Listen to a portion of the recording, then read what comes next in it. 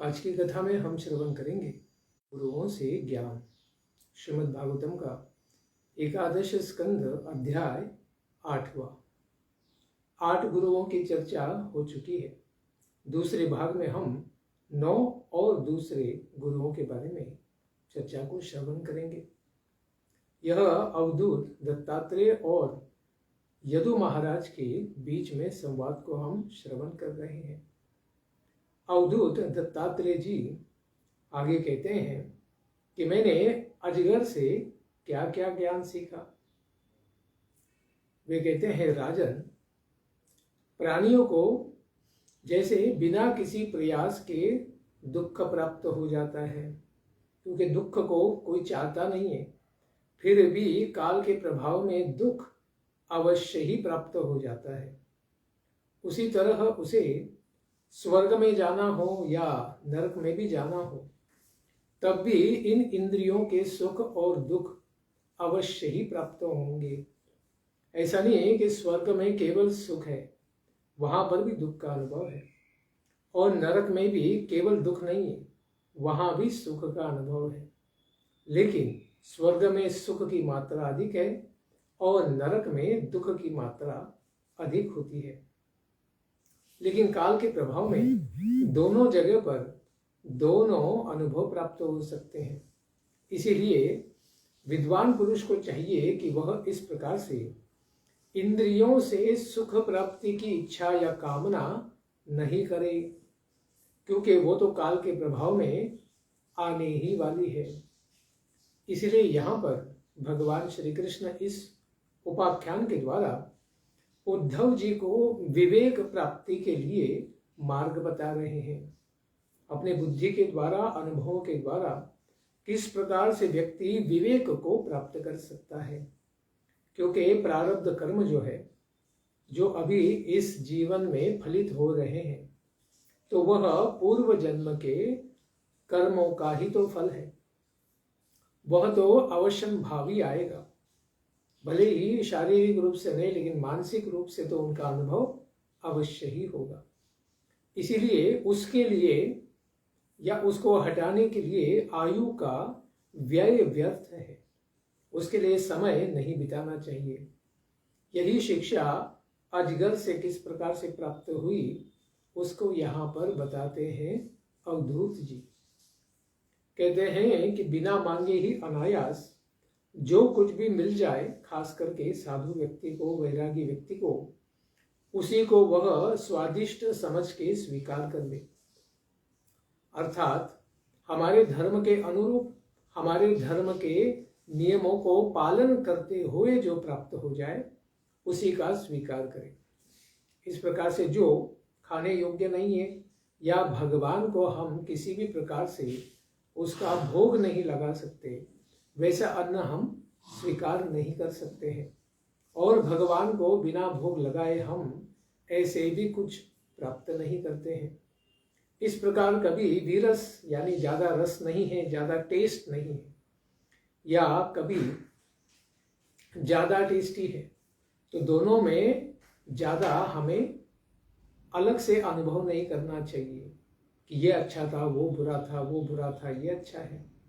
इस प्रकार बुद्धिमान व्यक्ति को चाहिए कि वह अजगर के समान जो भी आए, यानी जो भी धर्म के अनुसार प्राप्त हो, उसको स्वीकार करे, क्योंकि आवश्यक है कि पेट में कुछ जाए और हमें शक्ति मिले, जिसके द्वारा शरीर का पालन हो।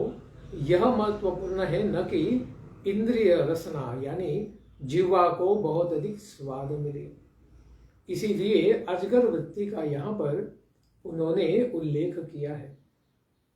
कभी ऐसा भी हो सकता है कि कुछ भी प्राप्त न हो, कभी मधुकरी के लिए भी जाए तब भी कुछ प्राप्त न हो, ऐसा हो सकता है।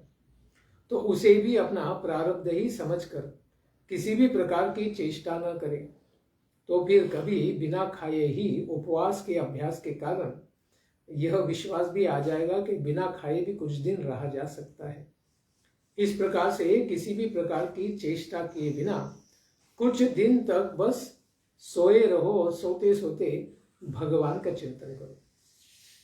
इसीलिए व्यक्ति को थोड़ा उपवास करने का अभ्यास करना चाहिए, क्योंकि जीवन में कभी ऐसा भी हो सकता है कि बहुत भूख होने पर भी किसी भी प्रकार का अन्न न मिले, या फिर गलत प्रकार का अन्न या ज्यादा अच्छा अन्न भी खाने से पेट में कुछ समस्या होने से अतिशौच यानी डिसेंट्री भी हो सकती है, और उसके कारण तो अवश्य ही इच्छा न होने पर भी कुछ नहीं खा पाएंगे।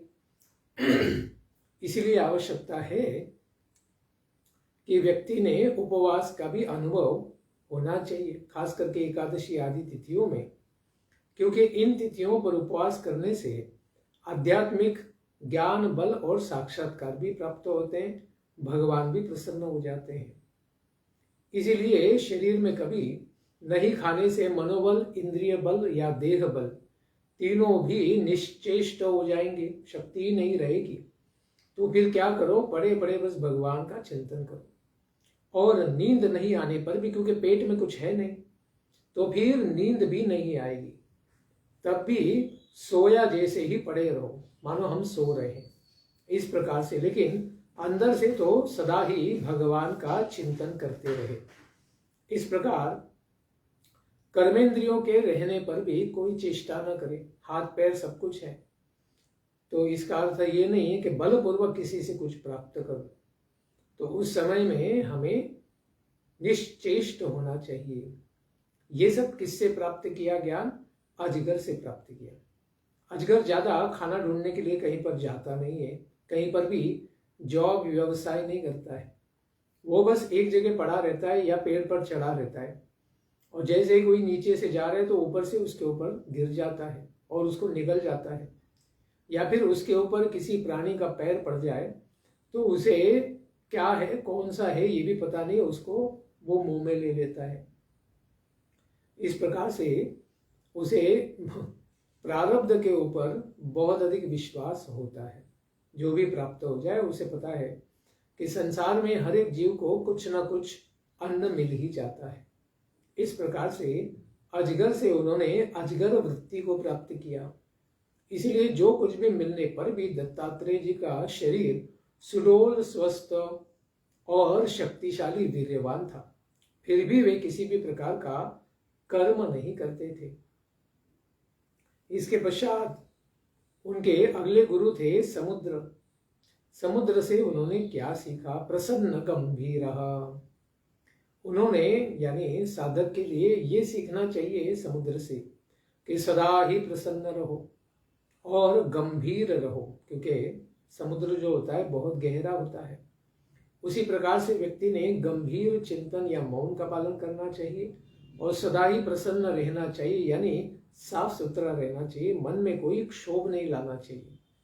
जिस प्रकार से समुद्र सदा ही अपनी लहरों को चलाते रहते हैं वायु के साथ, उसी प्रकार से अगर साधक भी प्राणायाम सदा ही करता रहे तो उस वायु के द्वारा मन सदा ही निर्मल रहेगा। जिस प्रकार से समुद्र का जल सदा ही निर्मल रहता है या हर एक प्रकार के कचरे को वह अपनी सीमा से बाहर, तट के बाहर फेंक देता है, इसी प्रकार से समुद्र की तरह मन भी साधक का अपार और असीम होना चाहिए। और प्राणायाम के द्वारा स्वयं को शांत, स्वच्छ और पवित्र और प्रसन्न रखना चाहिए। उसमें किसी भी प्रकार का क्षोभ उत्पन्न नहीं होना चाहिए। जिस प्रकार से समुद्र में ज्वार और भाटे से रहित शांत समुद्र भी देखा जाता है, वैसे ही साधक को भी सिद्ध बनना चाहिए, यानी शांत हो जाना चाहिए। जिस प्रकार से गीता में भी कहा गया है, आपूर्यमानम अचल प्रतिष्ठम समुद्रमापम प्रविशन्ति सर्वे। जैसे समुद्र में अनेक नदियों का प्रवेश होता है, तब भी समुद्र का जल स्तर बढ़ता नहीं है, वो समान ही रहता है। उसी प्रकार से एक सिद्ध या साधक के हृदय में कितनी भी इच्छाओं का प्रवेश हो, तब भी उसे स्थिर रहना चाहिए। उन इच्छाओं को पूर्ण करने के लिए संसार में भागते नहीं फिरना चाहिए। इसीलिए जिस तरह वर्षा के दिनों में नदियों से समृद्ध होने पर भी समुद्र कभी बढ़ता नहीं है, और फिर ग्रीष्म काल में, गर्मी में भी बहुत ज्यादा पानी का बाष्पीभवन उड़ जाता है, तो उससे भी उसका जल स्तर घटता नहीं है, वो समान ही रहता है। उसी प्रकार से भगवत परायण साधक को न तो सांसारिक पदार्थों की प्राप्ति होने से उसे बहुत अधिक प्रसन्न या बड़ा चढ़ा या पेट नहीं बढ़ा लेना चाहिए, और उसके घटने से बहुत उदास और बहुत दुर्बल नहीं हो जाना चाहिए, खास करके मन और बुद्धि के स्तर पर। यह सब ज्ञान उन्होंने समुद्र से प्राप्त किया। उसके पश्चात पतंग यानी कीड़े से उन्होंने खास शिक्षा प्राप्त की है, उसका वे वर्णन करते हैं। कहते हैं कि साधक की इंद्रियां अपने वश में नहीं होती है, क्योंकि वो अभी सिद्ध नहीं बना है, तो वह देवताओं की माया के समान सुंदर स्त्री को देखकर उस पर मोहित हो जाता है और उसके पीछे भागता है।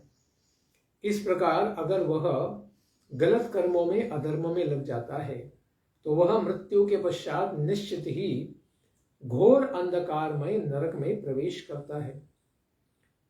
इस प्रकार जब दीपक को बड़ी सुंदर लौ को देखता है यह पतिंगा, तो उसे लगता है कि इस लौ को, इस दीपक को मैं प्राप्त कर लूंगा, तो उसी के इच्छा से बड़ी वेग से उसके पास जाता है, और जैसे ही वह लौ में प्रवेश करता है, तुरंत भस्म होकर उसके पंख वगैरह, नाक, मूछ, हाथ पैर सब जल जाते हैं और उधर ही तुरंत मर जाता है।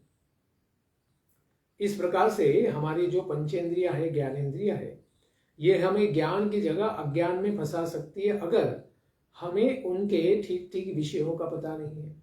जैसे पतिंगा अपनी आंख के द्वारा ज्योति को देखता है, उसी प्रकार से चमचमाती हुई स्वर्ग के जैसी सुंदरता कहीं पर देखने पर उसी के पीछे अगर हम भागेंगे तो फिर पतिंगा की तरह जल जाएंगे। इसीलिए अजितेंद्रिय व्यक्ति ने अपने इंद्रियों को मन के द्वारा वश में करना चाहिए, मन को बुद्धि के द्वारा और बुद्धि को आत्मा के द्वारा और आत्मा को परमात्मा के अधीन रखकर नियंत्रित करना चाहिए। अन्यथा भगवान की माया भ्रमित कर ही देगी और भ्रष्ट कर देगी।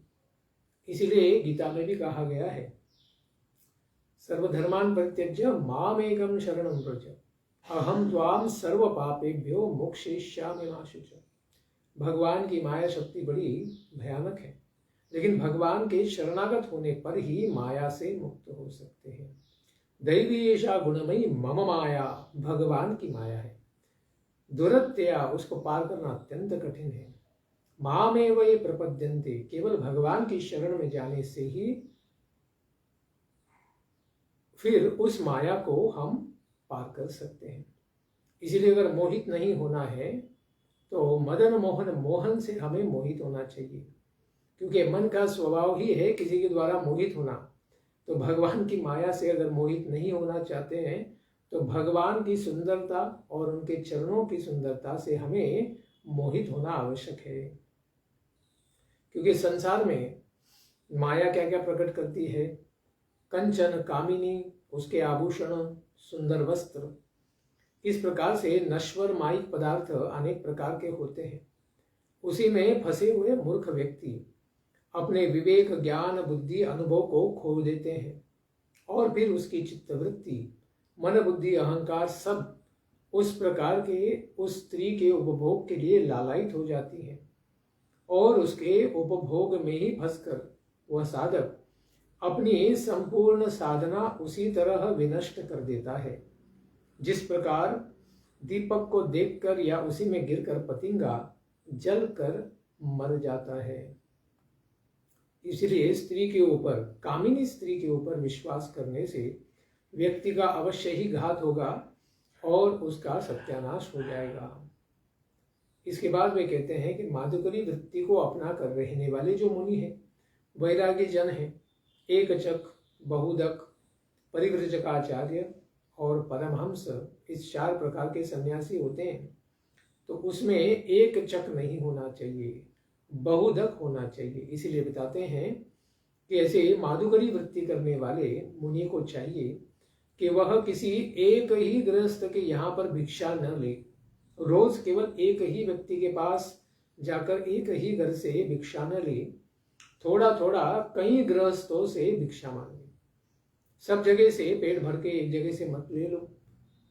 4-5 घरों पर जाकर थोड़ा थोड़ा मांग लो, कहीं से रोटी, कहीं से दाल, कहीं से इस प्रकार से जल प्राप्त कर लो। इस प्रकार से क्या होगा, किसी एक दानी के ऊपर उसका मन स्थिर नहीं होगा, वो भ्रमित नहीं होगा, और उसे स्थान भी तो बदलते रहना चाहिए। इस प्रकार से अपना, अगर धाम में नहीं रहता है तो अलग अलग जगहों में उसे भ्रमण करना चाहिए। रमता जोगी बहता पानी, इस प्रकार से उसे उतनी ही भिक्षा मांगनी चाहिए जिससे कि उसका पेट भर जाए, शरीर स्वस्थ रहे। जितने से भी पेट भर जाए उससे अधिक उसे भिक्षा नहीं मांगनी चाहिए। इसलिए निपुण ज्ञानी विद्वान व्यक्ति को चाहिए कि जिस तरह भौरा बड़े छोटे सभी पुष्पों के पास जाता है, लेकिन बड़ा पुष्प है तो वहां से ज्यादा मधु जमा नहीं करता है, वहां से भी थोड़ा ही लेता है, और छोटे पुष्प के पास जाके भी थोड़ा ही लेता है।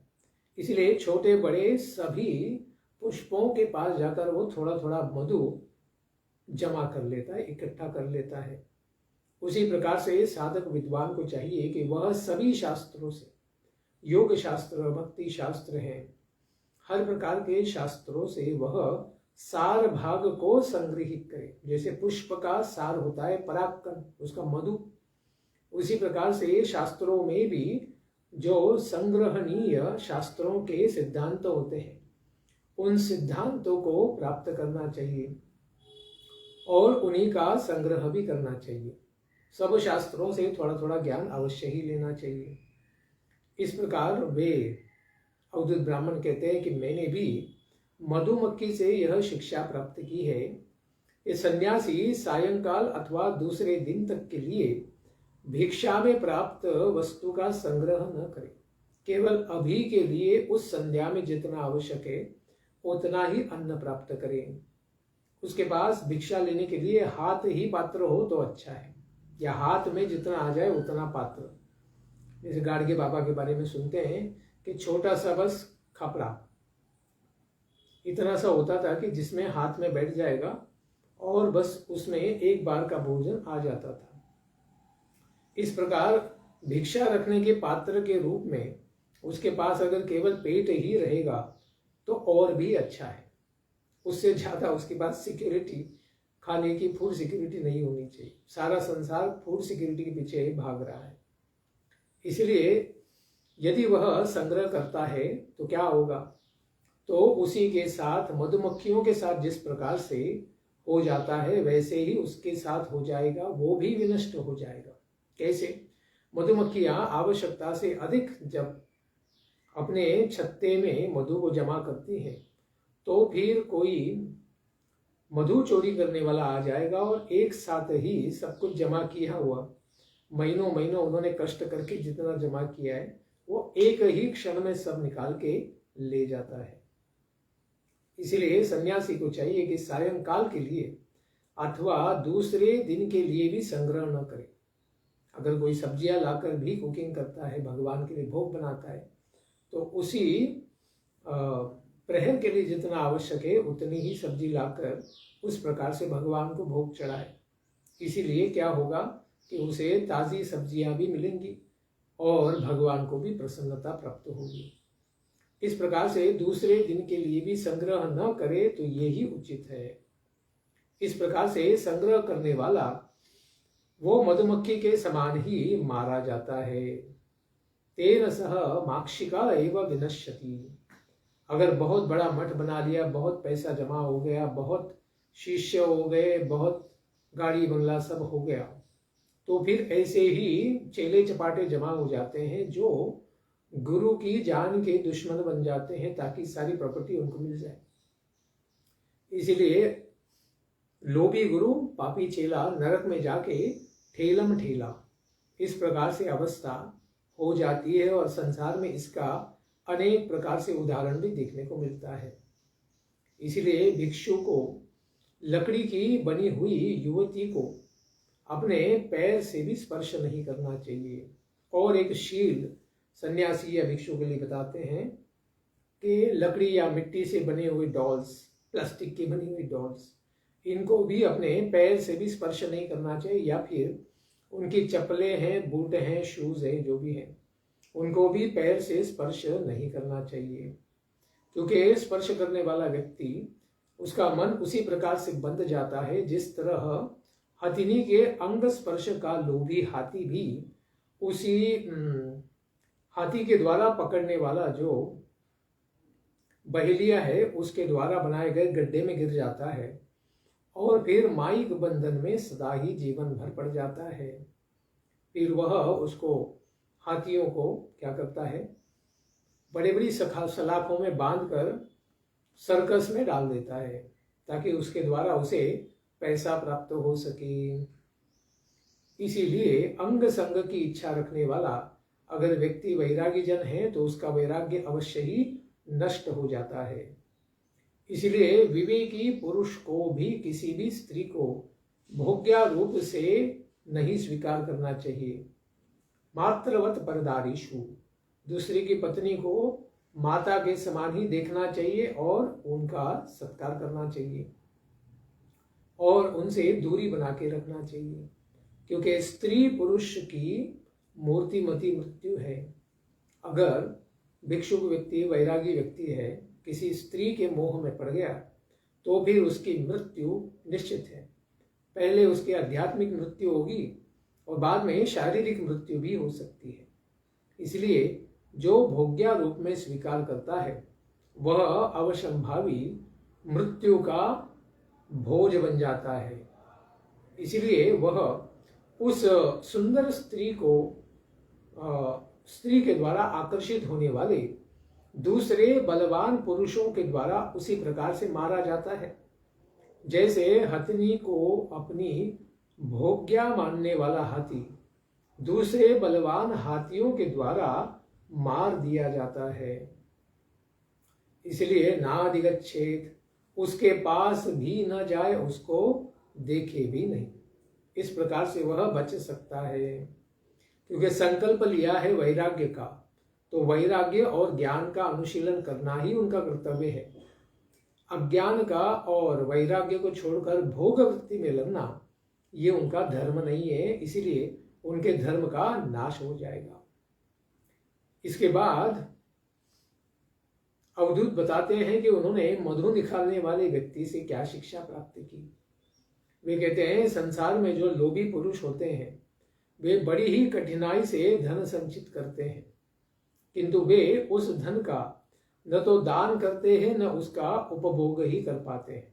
मधुमक्षिकाएं बहुत सारा मधु जमा करती हैं, खुद भी खाती नहीं और किसी को देती नहीं है, बस उसको जमा करके रखती है छत्ते में। तो फिर उस धन को जानने वाला कि ये कहाँ पर छुपा के रखा गया है, कौन से पेड़ पे लगाया गया है, उस बात को जानने वाला पुरुष उसे उसी तरह से काट कर ले जाता है जिस तरह से बड़ी ही कठिनाई से मधु एकत्रित करने वाली मक्खियों का मधु कोई मधु चुराने वाला व्यक्ति निकाल कर ले जाता है, पैसा कमाता है और मक्खियों को भी मार देता है या जला देता है। इस प्रकार से उन मधुमक्खियों की जान भी जाती है, उनके बच्चे भी मर जाते हैं, उनका समाज भी नष्ट हो जाता है और उनका भी मृत्यु हो जाता है। इस प्रकार से कोई कहेगा कि मैं तो धन को छुपाकर जमीन में गाड़ के रखूंगा, मंत्र डाल के रखूंगा, तब भी उस गुप्त धन को जानने वाला व्यक्ति किसी न किसी प्रकार से दूसरे व्यक्ति को लाकर उसका मंत्र हटाकर उसको चोरी कर लेता है। इसीलिए अत्यंत कठिनाई पूर्वक अर्जित की गई संपत्ति, सुख भोग की आशा रखने वाले गृहस्थ से पहले, अभी वैदिक समाज की बात चल रही है कि उसके घर में दान मांगने के लिए आने वाले ब्रह्मचारी, वानप्रस्थी और सन्यासी उसी तरह से भोजन करते हैं जिस तरह कठोर परिश्रम से मधुमक्खियों द्वारा संचित मधु को मधु निकालने वाला निकाल कर ले जाता है। इस प्रकार से व्यक्ति को अत्यंत कितनी भी सावधानी के बाद धन संचयन किया हो तब भी उसको कोई न कोई आकर चोरी करेगा। जिस प्रकार से सरकार टैक्स लगाकर चोर चोरी करके या फिर कोई सगे संबंधी उधार मांगने के नाम से कभी वापस ही न करे लेने के बाद, इस प्रकार से धन का व्यय या नाश हो ही जाता है। लक्ष्मी तो ऐसी भी चंचला है, वो किसी के पास रुकती नहीं, वो केवल भगवान श्री नारायण बालाजी के चरणों में ही स्थिर रहती हैं। इसीलिए किसी भी दूसरे अन्य नर के पास वे कभी भी निश्चित रूप से बहुत अधिक समय तक नहीं रहती है। इसीलिए खास करके जो व्यक्ति मधुमक्खी की तरह अगर मधु को जमा करता है, उसका सेवन भी नहीं करता, दूसरों को देता भी नहीं, दूसरों को दान भी नहीं करता है, वह किसी न किसी काल के प्रभाव में, प्रारब्ध के प्रभाव में उसका नाश को अवश्य ही अनुभव करेगा। और खास करके मृत्यु के समय में तो सब कुछ छोड़कर जाना पड़ेगा। एक दमड़ी, एक पैसा, एक सोने की मोहर भी वो आगे जाकर अपने अगले जीवन के लिए नहीं लेके जा सकता है। इसीलिए व्यक्ति को चाहिए कि धर्म के द्वारा ही अर्थ प्राप्त करे और अर्थ प्राप्त करके धार्मिक इच्छाओं को ही पूर्ति करे और उनसे भी दान करते हुए वैराग्य प्राप्त करके, ज्ञान प्राप्त करके मोक्ष की गति का रास्ता पकड़े। ऐसा नहीं करेंगे और अधर्म के द्वारा अगर अनर्थकारी धन इकट्ठा करेंगे तो कामनाओं की भी पूर्ति नहीं होगी, उसमें भी दुख मिलेगा, मोक्ष तो ऐसे भी नहीं मिलेगा, बंधन में ही फंसा रहेगा। इसलिए आवश्यकता है कि धार्मिक धन को पहले दान के द्वारा शुद्ध किया जाए।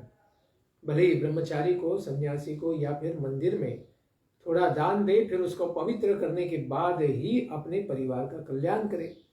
अन्यथा परिवार तो काल के प्रभाव में एक दिन उसका बिछड़ना तो अवश्यंभावी है, अवश्य ही होगा। इसलिए दान के द्वारा ही धन को पवित्र किया जाए। उसके बाद कहते हैं वनवासी या सन्यासी को कभी भी विषय गीतों को, फिल्मी गीतों को, बॉलीवुड हॉलीवुड के गीतों को नहीं सुनना चाहिए जिसमें कोई भक्ति भाव नहीं है। इस बात को उन्होंने बहलिये के गीत से मोहित और बंध जाने वाले मृग से शिक्षा प्राप्त की है। क्योंकि यहाँ पर अवधूत बताते हैं कि उन्हें रामायण के ऋषशृंग के बारे में ज्ञान था कि ऋषशृंग किस प्रकार से हरिणी के गर्भ से उत्पन्न हुए थे, इसलिए उनके कान कैसे थे, हरिणी के जैसे थे। और उनको भ्रमित करने के लिए रोमपाद महाराज ने वेश्याओं को लड़कों का भेष बनाकर भेजा और वे लोग बहुत ही सुंदर गीत गाते, नृत्य आदि करते थे, जिसका अनुभव कभी भी ऋषशृंग ने किया नहीं था।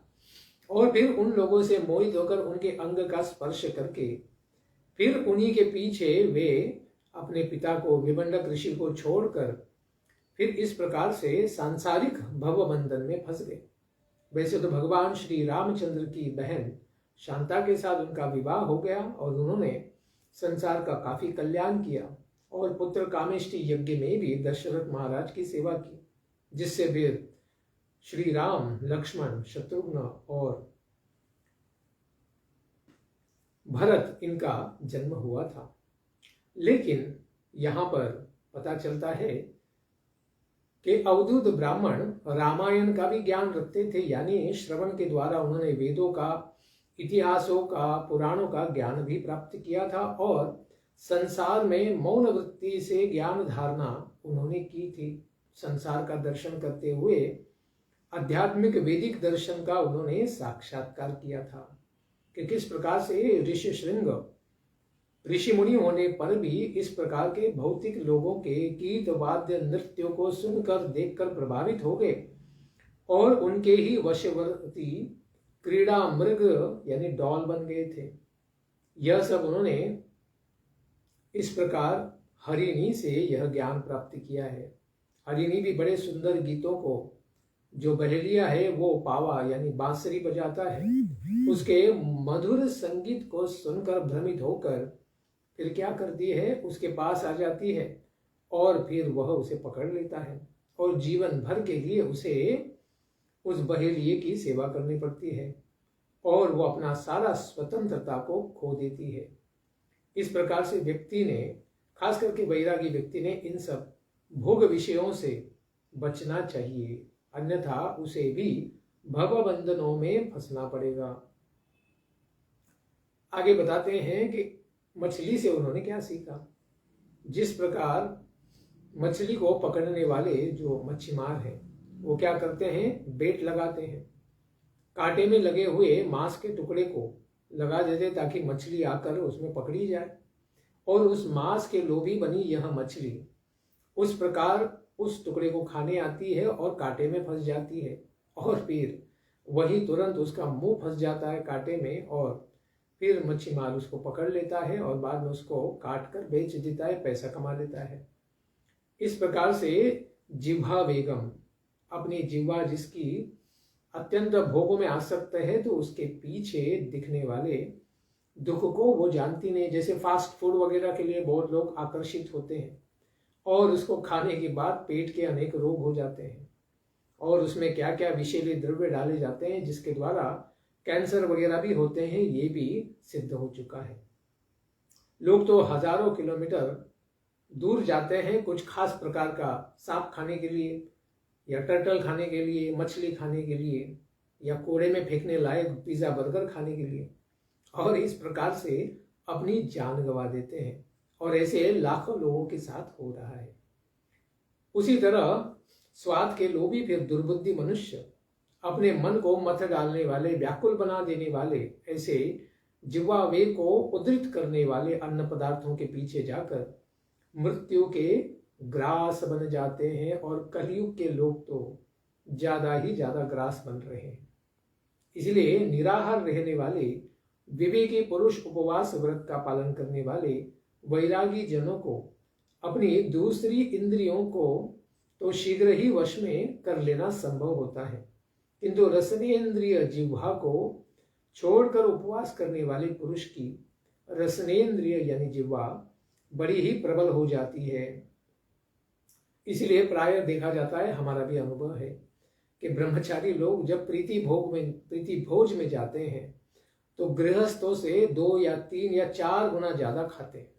क्यों? क्योंकि उन्हें बाकी कोई सुख नहीं मिल रहा है जीवन में, तो सारा सुख उनकी जिह्वा के ऊपर आ जाता है। इसलिए कहीं भी बड़ा ही टेस्टी प्रसाद मिल जाए तो उसको 4 गुना ज्यादा यानी 2 दिन का एक बार में ही खा जाते हैं। इसीलिए कहा भी गया है कि अगर कहीं अन्न प्रसाद के लिए जा रहे हो तो दिन में सुबह उपवास करें, शाम को भी उपवास करें, केवल दोपहर में एक बार खाएं, या अगर सुबह जाते हैं प्रीति भोज में तो दिन भर केवल जल ही पिए। और ऐसा न करने वाले व्यक्ति, इसीलिए हम देख सकते हैं कि बहुत सारे साधु सन्यासी, उनका पेट जो होता है 50 किलो का तो सिर्फ पेट होता है, और शरीर का वजन 100 किलो से ज्यादा ही होता है। तो अगर ऐसा दिखता है तो ये समझना चाहिए कि उन्होंने अपने जिह्वा को नियंत्रित नहीं किया है, और जिसने जिह्वा को नियंत्रित नहीं किया है उसका पेट नियंत्रित नहीं हो सकता है, जो जिह्वा के एक लाइन में नीचे ही है, और जिसका पेट नियंत्रित नहीं है उसके नीचे जो उपस्थ है जननेन्द्रिय, वो भी उसका नियंत्रित नहीं हो सकता है। इसलिए अगर किसी को पेट नियंत्रित करना है तो जिह्वा को नियंत्रित करे, या फिर जननेन्द्रिय काम वासनाओं को भी नियंत्रित करना है तो जिह्वा को ही उसे नियंत्रित करना पड़ेगा। इसलिए दूसरी इंद्रियों के वश में हो जाने पर भी मनुष्य तब तक जितेंद्रिय नहीं होता है जब तक कि उसकी रसना जिह्वा वश में नहीं हो जाए। इसीलिए कहा भी गया है रूप गोस्वामी के द्वारा, वाचो वेगम मनसा क्रोध वेगम जिह्वा वेगम उदर उपस्थ वेगम। जिह्वा, उदर और उपस्थ एक ही लाइन में है, इसीलिए पहले क्या आती है जिह्वा। तो जिह्वा अगर नियंत्रित नहीं है तो उदर उपस्थ कभी भी नियंत्रित नहीं होंगे। इसीलिए व्यक्ति को जिह्वा के ऊपर पहले नियंत्रण लाना चाहिए। इसीलिए जो व्यक्ति जिह्वा के ऊपर नियंत्रण कर लेता है ऐसा समझना चाहिए कि उसकी सभी इंद्रियां वश में हो गई है। इसलिए वे यदु महाराज को कहते हैं, हे नृपनंदन, विदेह की नगरी में एक वेश्या से भी उन्होंने विशेष ज्ञान प्राप्त किया। उस वेश्या का नाम विदेह नगरी यानी मिथिला, मिथिला में वेश्याएं भी होती थी। पिंगला नाम की वह वेश्या थी, उससे भी उन्होंने कुछ ज्ञान प्राप्त किया। एक वेश्या भी गुरु बन सकती है बिना पात्रता। क्यों? क्योंकि भगवान अगर प्रेरणा दे तो हर एक जीव से हम ज्ञान प्राप्त कर सकते हैं। तो उस वेश्या के बारे में बताते हैं कि वह वेश्या थी और एक दिन बड़ी सच धज कर किसी पुरुष को आकर्षित करना चाहती थी, उसको अपने रमण स्थान में ले जाना चाहती थी। तो खूब सज धज कर वह अपने द्वार पर खड़ी हो गई, जिसके द्वारा वह किसी व्यक्ति को पैसा कमाने के लिए आकर्षित कर ले अपने शरीर के सेवा के द्वारा। इस प्रकार वह आने जाने वाले सब पुरुषों को देखा करती, स्मित हास्य करती, उनको हाथ दिखाकर आकर्षित करती। काफी धनवान और शुल्क देने वाले काफी लोग रास्ते से जा भी रहे थे और उनको देखकर उसके मन में भाव आता कि अरे ये मोटा सेठ है, इसके पास तो काफी पैसा होगा, अगर इसकी आज हम सेवा करें तो बहुत मोटा रकम, बहुत ज्यादा पैसा मिल जाएगा। या फिर कोई सुंदर युवक भी दिख जाए तो चलो इसके साथ भी संग करके पैसा मिल ही जाएगा। इस प्रकार से धन को चाहने वाली वह वेश्या इस प्रकार से मन के द्वारा दोलायमान हो रही थी। लेकिन आते जाते बहुत सारे लोग आ रहे जा रहे, समय भी बीत रहा था, लेकिन कोई भी उसको ग्राहक नहीं मिल रहा था। इसलिए वह काफी उद्विग्न हो गई। इस प्रकार से कोई भी धन नहीं देगा तो फिर दिन कैसे निकलेगा। इस प्रकार से उसको पसीना भी आने लग गया, दिन भी गर्म होने लग गया। इस प्रकार से उसकी आशा निराशा में बदलने लगी। उसे तो हर दिन कोई ना कोई मिल जाता था, लेकिन आज उसे भगवान की कृपा से कोई मिला ही नहीं।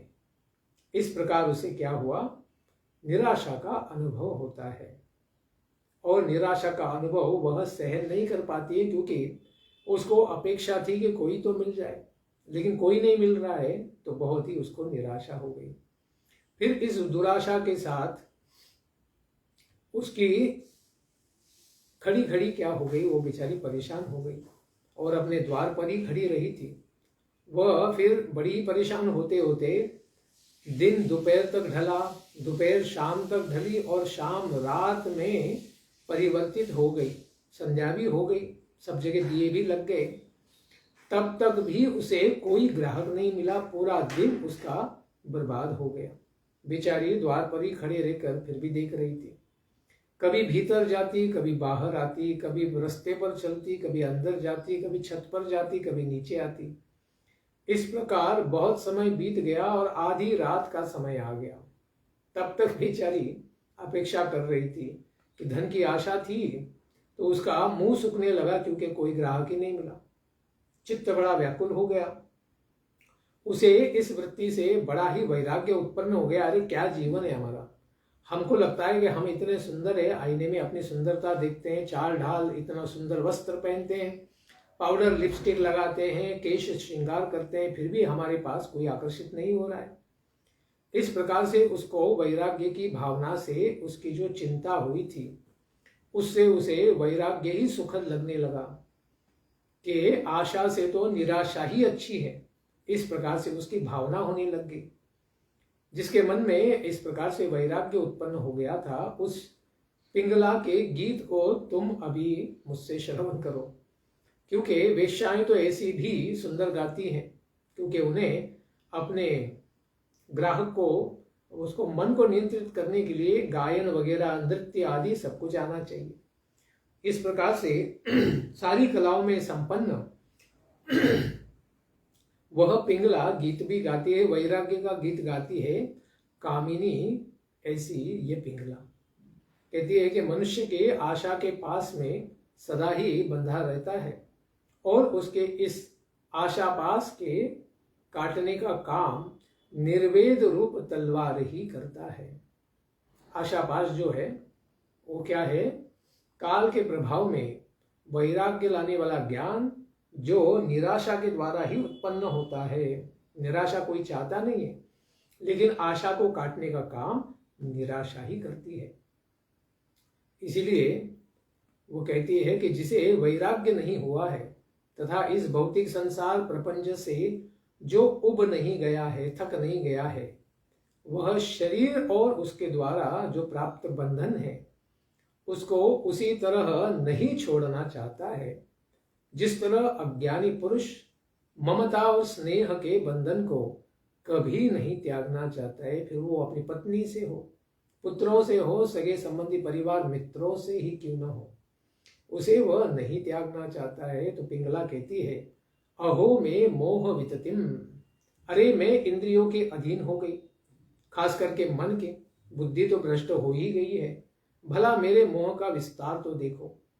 मैं इन दुष्ट विषयी पुरुषों से विषय सुख की अभिलाषा करती हूँ, शारीरिक संग भी और पैसा धन की भी अपेक्षा करती हूँ। वस्तुतः मैं तो अत्यंत मूर्ख ही हूँ। मेरे सच्चे स्वामी तो भगवान ही हैं।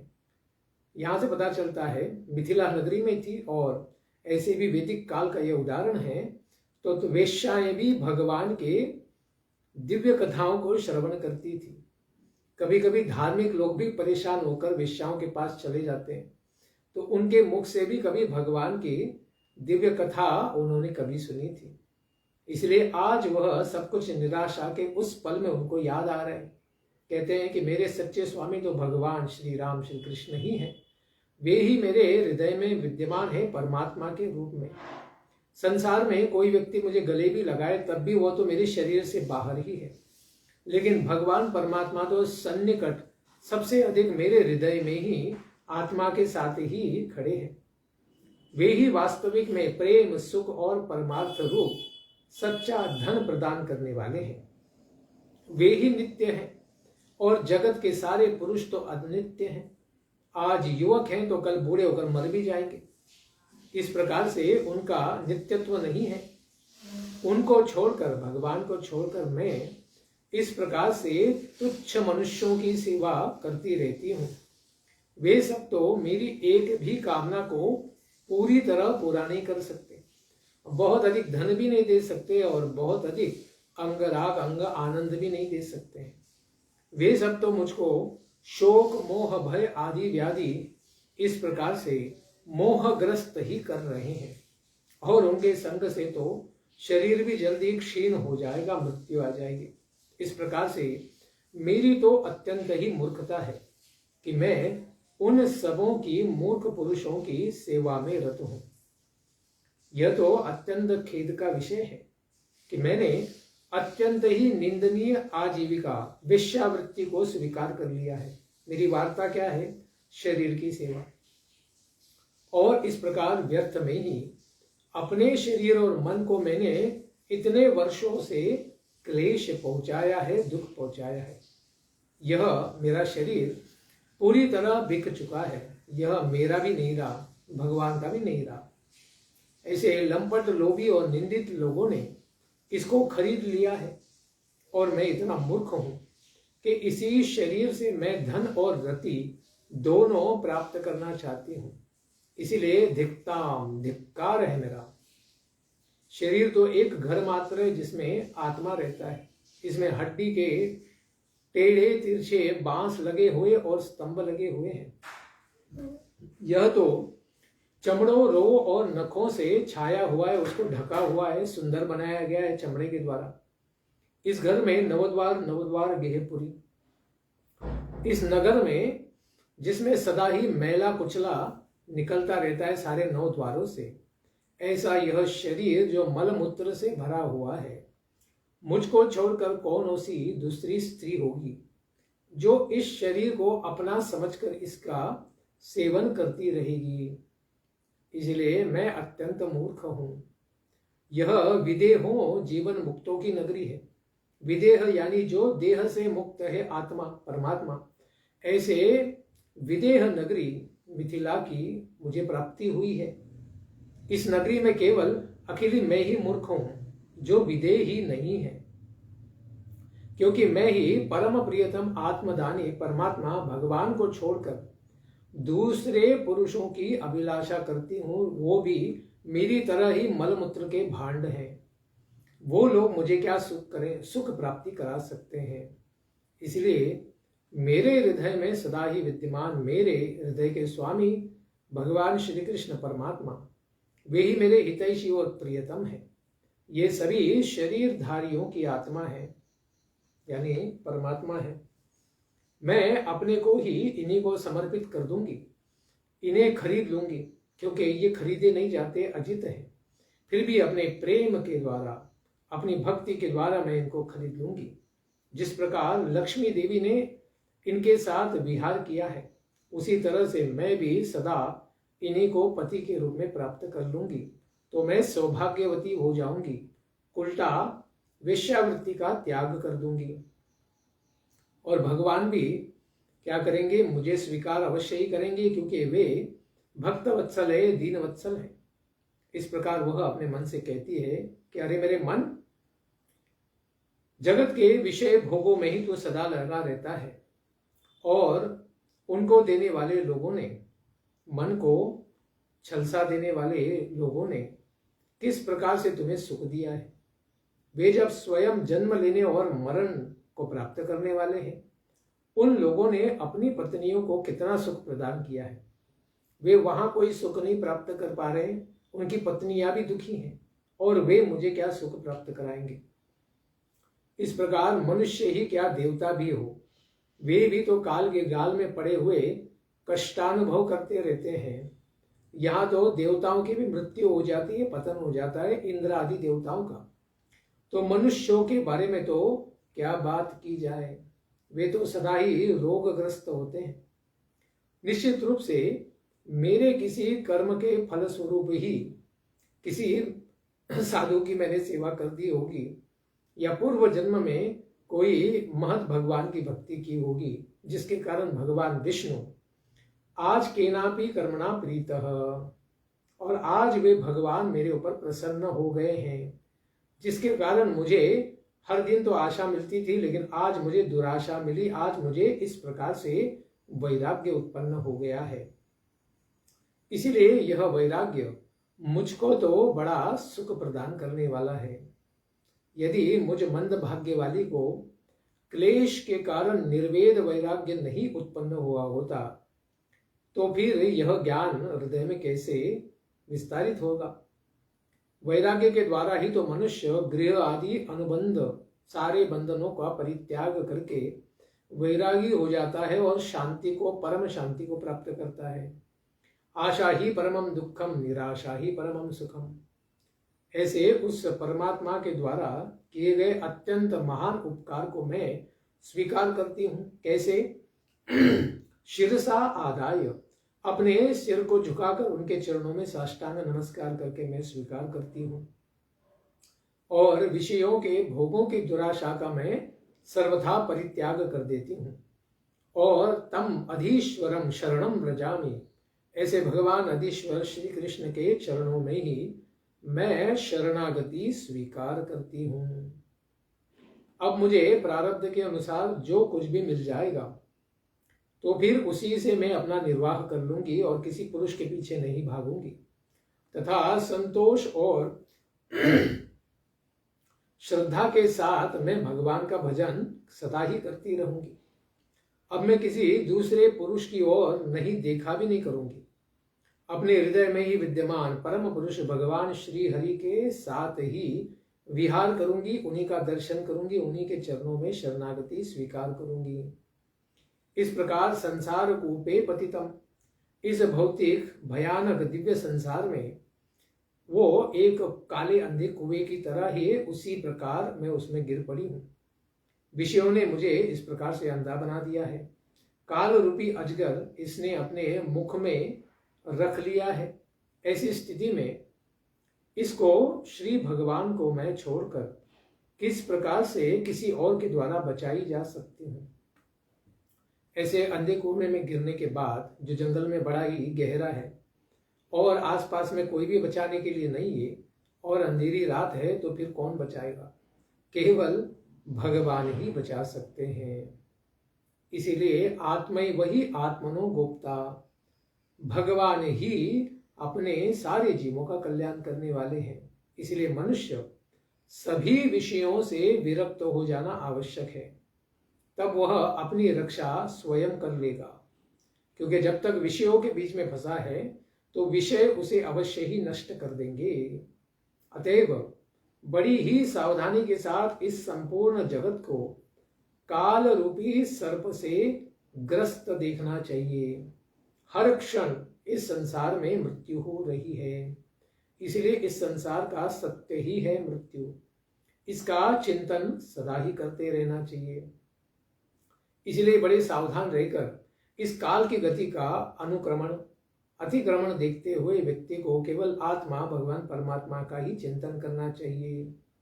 इस प्रकार अवधूत भगवान दत्तात्रेय जी ने कहा कि राजन यदु, पिंगला भले ही वेश्या थी लेकिन दिव्य ज्ञान उसके हृदय में प्रकट हो चुका था। तो इसने किस प्रकार से हुआ? तो साधु संत कहते हैं कि उसी के बगीचे के अंदर घूमते घूमते यह अवधूत दत्तात्रेय ब्राह्मण अजगर वृत्ति से पड़े हुए थे। तो ऐसा कहा भी गया है, ऋषभदेव महाराज जहां पड़े रहते उनके मलमूत्र इतने सुगंधी थे कि 100 किलोमीटर की रेंज में उसका सुगंध जाता था।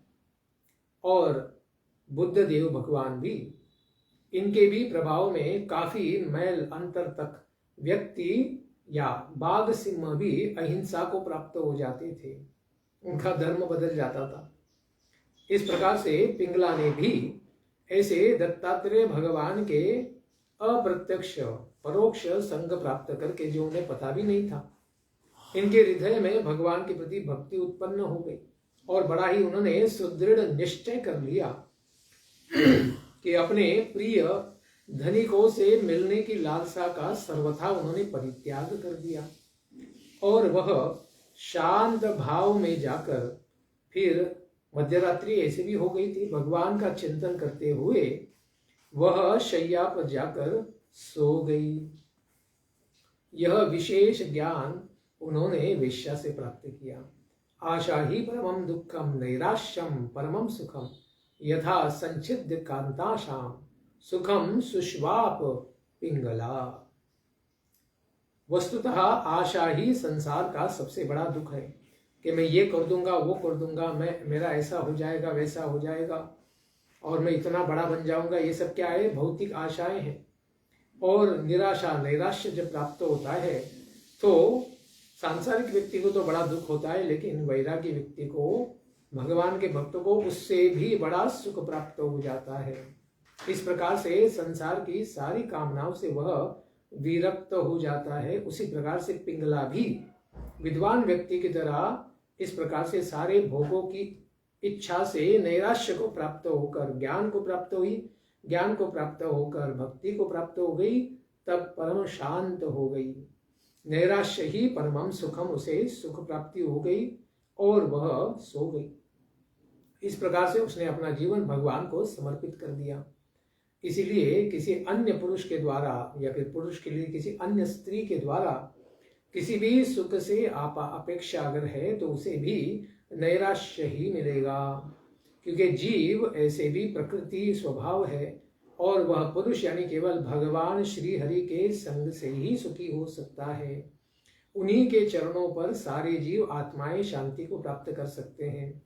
इस प्रकार से पिंगला ने भी सारी भौतिक आशाओं को छोड़ दिया और वह भगवान की भक्ति प्राप्त करके भगवान को भी प्राप्त कर गए। इसीलिए भौतिक कर्मों में निराशा ही अच्छी होती है और अध्यात्म में कभी निराशा होती ही नहीं है। इसलिए संसार में सारे जीव हमें छलेंगे, क्योंकि वे बताते हैं भगवान को तुमने छोड़ा है तो सब तुमको छलेंगे, लेकिन जब भगवान का आश्रय प्राप्त करेंगे तो सबके छलने के बाद भी भगवान अवश्य ही पालन करते हैं, क्योंकि वे ही हमारे पालक हैं, माता है, पिता है, गुरु है, बंधु है, सब कुछ। इसलिए भगवान की भक्ति को हम प्राप्त करें और सांसारिक भव बंधनों से मुक्त हो जाए। यही पिंगला के द्वारा यहाँ पर दत्तात्रेय महर्षि ने दिव्य ज्ञान प्राप्त किया। उसी को आज हम उनकी कृपा से, वेदव्यास जी की कृपा से प्राप्त कर रहे हैं। इसका हमें लाभ लेना चाहिए। श्रवण के बाद इसको जीवन में भी उतारना चाहिए, अन्यथा इसका कोई लाभ नहीं होगा। इसके बाद जो बचे हुए 24 गुरुओं में 7 गुरु बचे हैं, उनका हम श्रवण करेंगे कल के प्रातःकालीन सत्र में। धन्यवाद। हरे कृष्ण। ग्रंथराज श्रीमद् भागवतम की जय। निताय गौर प्रेमानंदे। हरि हरि बोल। दत्तात्रेय महाराज की जय, यदु महाराज की जय, व्यासदेव महाराज की जय। जय जय श्री राधे श्याम, जय जय श्री वृंदावन धाम।